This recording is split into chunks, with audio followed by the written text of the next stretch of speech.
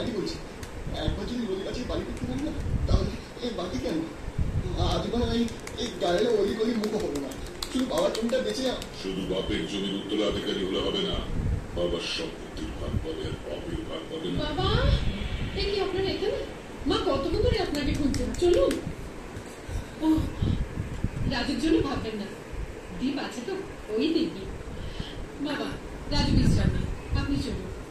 Hello, এসো।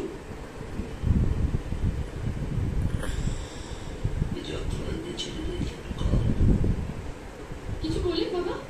বেঁচে দেবো তোমার জমি, কাল বেঁচে দেবো।